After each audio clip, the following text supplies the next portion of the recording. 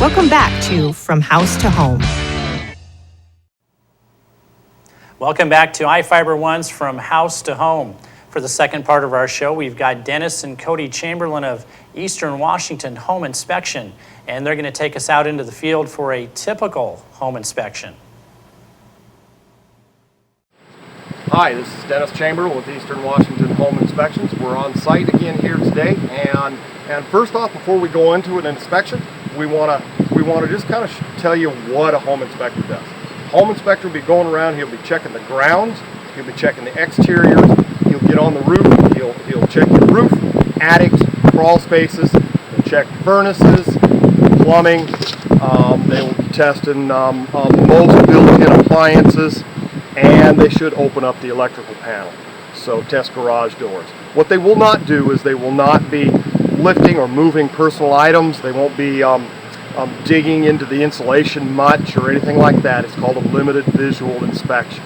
So we're going to go ahead and get going on this inspection, and you guys can come along with us and kind of see what a home inspector does. We're checking the grounds of this home here now, and one of the things a home inspector will be looking at is slope. You can see this home is sloping right.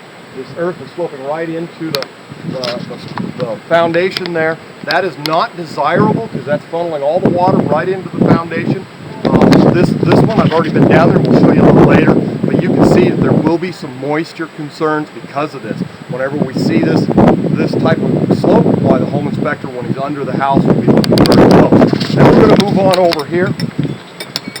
Of course, he's going to be checking the siding and and checking it for seal, caulk, and damage and that kind of stuff.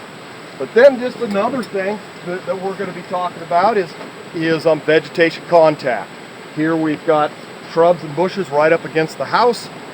What that does is it doesn't allow the siding to dry properly because it blocks the sun, and it allows an actual path for termites, annabid beetle, that kind of for bugs to get right into the house itself. So those are a couple of items that you will see on the grounds and exterior inspections. Paint. We want to make sure your paint's in good shape, all that kind of stuff. Down here in a crawl space, I'm not going to go clear in, but I'm just going to kind of explain to you some of what we're doing. Again, this is where we said that there was a little bit of negative slope on the exterior. And as you can see, it does have some water stains and whatnot here. It does show that there has been some moisture penetration in here. There is actually some bug damage on up higher. We're not going to worry about showing it too much on the film here, but that would be for a pest inspection, which, by the way, I do recommend that you do a structural pest inspection with every home inspection.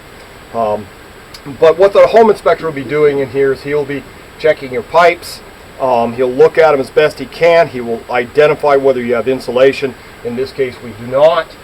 He'll check for your vapor barrier. And one other thing that's really critical is he'll be checking for ventilation.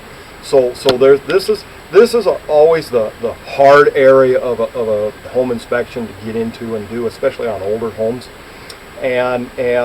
But this is critical that the home inspector get in and actually crawl in that crawl space and look at it, because there can be things hiding back over there that you just can't see from here. So you cannot just inspect a home inspection just from the entrance, as long as there's adequate clearance for a home inspector to get in. So this is kind of the utility area of your home. It tells you what's going on throughout a lot of the home. So a good home inspector will be entering this. He will be checking for all these components, and of course his reports will note the different items that he is finding down there and deficiencies. So. Hi, this is Cody Chamberlain with Eastern Washington Home Inspections, and I'm here in the kitchen today to kind of give you a brief overview of what we're looking at while we're inside the home. My father and I are a two-man inspecting team, so he'll be dealing with the roof and the structural systems in the crawl space and attic, whereas I deal with the interior and the exterior systems. Inside of the kitchen, we're going to be looking at the cabinets, the drawers, and the doors for those to make sure that they all function and make sure that there is no extreme damage to them. We'll be looking at the electrical, which there aren't many outlets in this kitchen, to ensure that they're all GFCI protected. We have proper wiring running to them. The stove. We'll be running burners in the oven to ensure they operate, as well as ensuring they have proper ventilation and an anti-tip safety bracket underneath the unit. As for the sink, We'll be looking at the faucets and any sprayer heads to make sure that they function properly, as well as we'll be kicking open the underside to make sure that we have proper drains set up and any wiring that may be under. As for our dishwasher, we will run it through a rinse cycle and we will drain it to make sure it's not leaking during either of those two functions. Generally, we do not run these long enough to have a complete test, but we can get it set up, we know it works, make sure that it doesn't leak in the kitchen. Just kind of want to let you know we're here on site with a building that should have had a home inspector years ago. And also that a home inspector was going to point out to you what's obvious sometimes, like on this building here.